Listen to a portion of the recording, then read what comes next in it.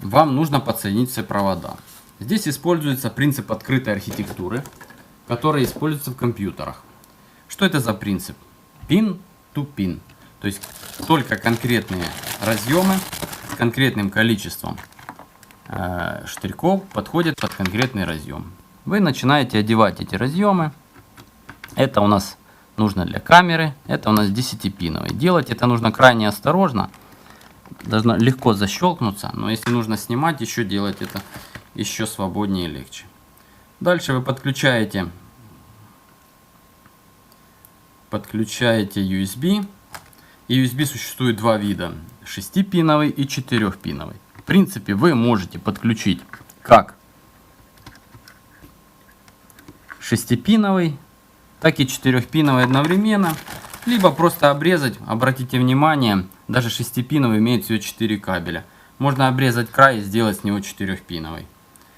4-пиновый разъем в магнитоле USB является прошивочным, и он очень важным. В него не рекомендуется вставлять флешку и использовать ее для воспроизведения звука. Почему? Потому что во время включения, если потереть вашу магнитолу, запустится режим прошивки, и флешка, которая там стоит, начнет процесс прошивания.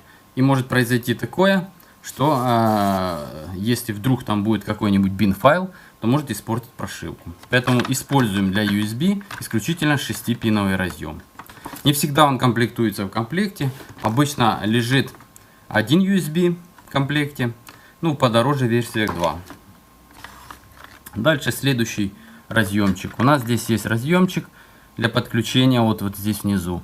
Этот разъем используется для подключения CAN bus, о нем мы поговорим позже. Верхний разъем под RCA.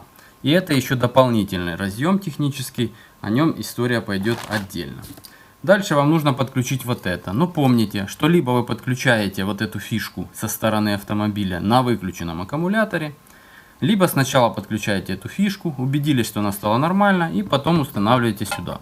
Но если вы вдруг вот так попробуете вставить и дотянетесь до контактов, можно спалить на саму магнитолу. Поэтому нужно быть осторожным. Все стало. Можно начинать ее тестирование перед тем, как ее ставить в нужные разъемы на вашем автомобиле. То есть вы сделаете проверку, все ли работает. Единственное, что я еще не сделал, это не подключил антенну. Антенна здесь идет круглая. Не во всех автомобилях она круглая, в некоторых она не круглая. И GPS антенну. GPS антенну нужно просто накрутить. Выносить ее на стекло, наверх, на крышу не имеет смысла. Антенны достаточно мощные, их можно оставлять внутри торпеды автомобиля. Вот, все размещено.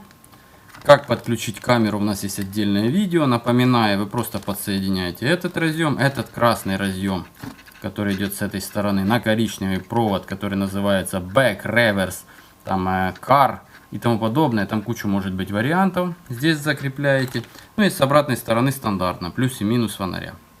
Вот второй этап подключения. Дальше идет этап установки.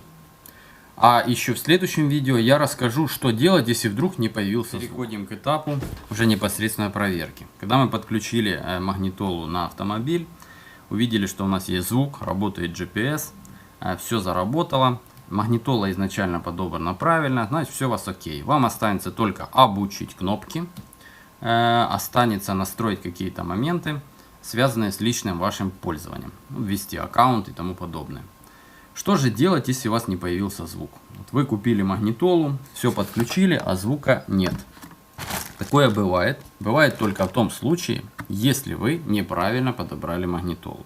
Если конфигурация вашего автомобиля подразумевает, вот, например, как этот Outlander XL, музыку, систему Rock4, либо, например, Mazda, там у них стоит BASF, либо JBL, что-нибудь из этого звуковых систем установленных, то это уже не так просто.